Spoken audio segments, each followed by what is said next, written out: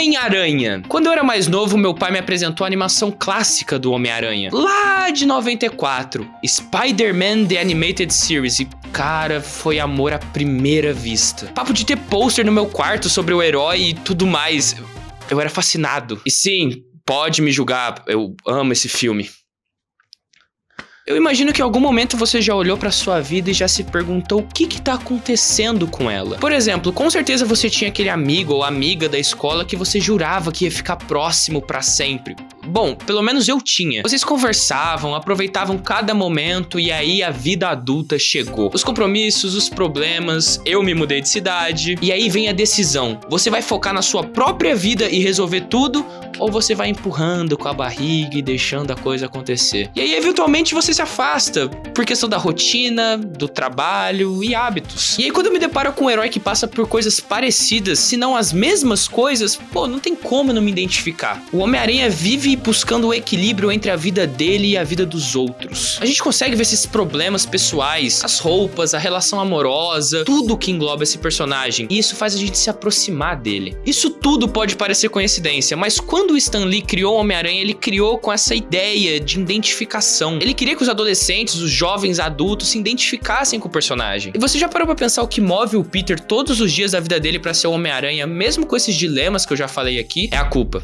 A culpa de não parar o homem que matou Tio Ben. Na animação clássica não mostra necessariamente a origem do personagem. O Peter já é um Homem-Aranha ali já tem algum tempo. Só que todas as vezes que ele se vê frustrado, agoniado, com medo, só uma cena vinha à tona. A morte do Tio Ben. E com o tempo foram surgindo os filmes e foram detalhando cada vez mais essa cena. Eu sei que ninguém mais aguenta ver o Tio Ben agoniado, com medo, olhando pro Peter, falando que com grandes poderes vem grandes responsabilidades. Só que eu preciso tocar nesse tópico só mais uma vez, eu prometo. Quando os pais do Peter morreram, foi um acidente de avião. Eles eram agentes da CIA e, pô, o Peter era um bebê, ele não tinha poder, não tinha o que ser feito. Como que ele ia ter culpa disso, certo? Mas aqui o cenário é diferente. O Peter tem poderes, força, é extremamente inteligente e tinha tudo pra parar o homem que ia matar o tio dele. Mas ele não fez, porque ele era imaturo, inconsequente. E quando ele percebeu isso, adivinha? Já era tarde demais. De certa forma, ele se permitiu viver aquela dor. E com isso veio aquela culpa amarga que nunca sai. O Peter ganhou seus poderes e por dinheiro ele foi virar lutador. Até que um dia ele deixou um ladrão fugir na frente dele. Porque o cara que tava devendo dinheiro pra ele foi roubado por esse safado. Ele simplesmente achava que não era problema dele. Pouco tempo depois, esse mesmo ladrão invadiu a casa dos Parker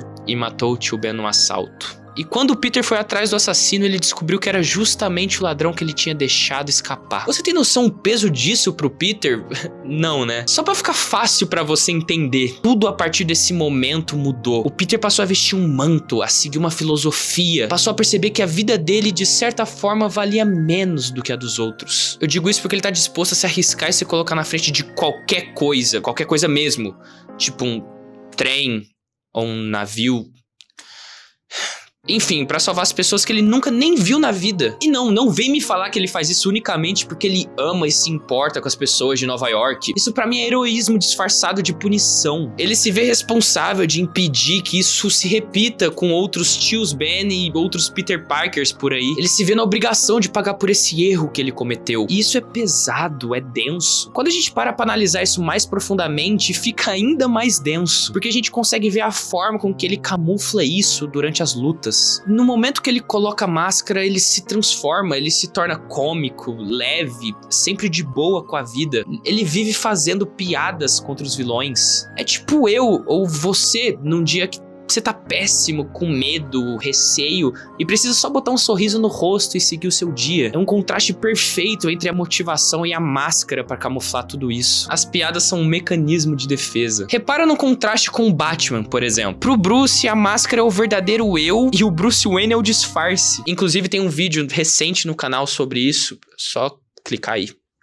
E pro Peter é o oposto. A máscara é o único lugar que ele consegue respirar, ser leve, fugir do peso. O rosto do Peter Parker é onde mora todo o sofrimento. E ele brinca porque é o único momento que ele pode fingir que tá bem. O Peter, no momento que ele tira a máscara, ele precisa lidar com todos os outros problemas que assombram a vida dele. O aluguel atrasado, a dificuldade no relacionamento, a tia May envelhecendo cada vez mais, Ele teria que juntar dinheiro pra comprar GTA 6. São tantas coisas que eu acho que é mais fácil só colocar a máscara e seguir em frente. No fim do Aranhaverso, esse sentimento vinculado ao personagem fica mais claro ainda. A gente descobre que todos os aranhas de todos os universos passam por um evento canônico que muda tudo. E pra todos eles é a perda de um ente querido. Menos pro Peter Parker, o Spider-Ham. E recentemente a gente até viu uma releitura sobre isso na série do Spider-Noir, que foi estrelada pelo Nicolas Cage. Que atuação maravilhosa. Vejam, o Ben Reilly, o Homem-Aranha desse universo, já era o Spider-Man, já vivia de boa, até que do nada ele parou. Ele parou de ser o Aranha por conta de uma morte. A morte da pessoa que ele mais jurou proteger na vida.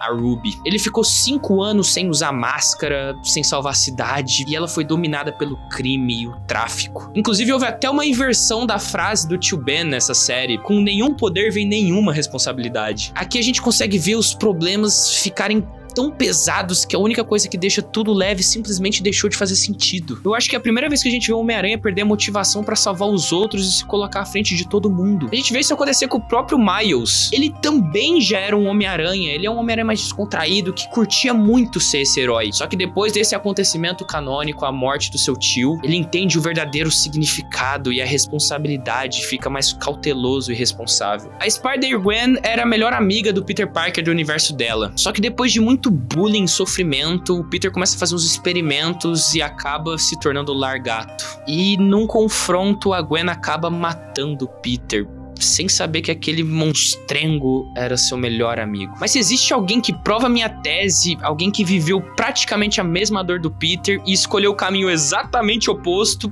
esse alguém é o Venom. Pensa comigo, o Ed Brock tem basicamente tudo que o Peter tem. Os mesmos poderes, a mesma força, o mesmo fracasso, a mesma vida amorosa desmoronando. Os dois perderam, os dois falharam, os dois carregaram um ressentimento gigante. A diferença deles é uma só, e é a coisa mais importante desse vídeo inteiro. O Peter olha pra dentro, a culpa é dele. E se ele falhou, ele paga. O Ed olha pra fora, a culpa é do Peter, é do mundo.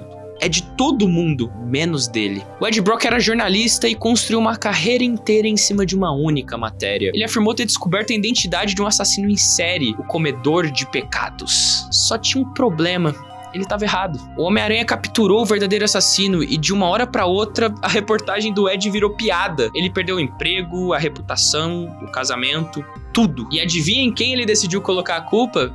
Não foi nele mesmo por ter publicado uma mentira, ele colocou no Homem-Aranha. Ele já destruído e pensando em até tirar a própria vida, o Ed acaba numa igreja. Justamente a mesma igreja onde o Peter tinha acabado de se livrar do simbionte. Aquela moeba do mal que tentou dominar ele. E os dois se encontram ali, juntos no fundo do poço. E é até engraçado pensar que o simbionte odeia o Peter por ter rejeitado ele, enquanto o Ed odeia o Homem-Aranha por ter acabado com a reputação dele. Os dois odeiam a mesma pessoa sem nem saber, e foi todo esse ódio em comum que uniu os dois. Era a combinação perfeita, e foi assim que nasceu o Venom. É a mesma dor, só que processada de formas opostas. O Peter pega o trauma e transforma em responsabilidade. O Ed pega o trauma e transforma em vingança. Por isso o Venom não é um vilão qualquer no meio de tantos outros. Ele é literalmente o Homem-Aranha de preto. E aqui tem uma ironia muito cruel. A culpa que destrói a vida pessoal do Peter é também a coisa que impede ele de virar um monstro. O Venom é que o Peter seria se ele decidisse parar de se punir e começasse a culpar os outros. E é por isso que o simbionte combina tão bem com Ed e foi rejeitado pelo Peter. Porque ele se alimenta exatamente disso, do rancor, do a culpa não é minha. No fundo, os dois são a prova viva da mesma ideia. Não é o trauma que define quem você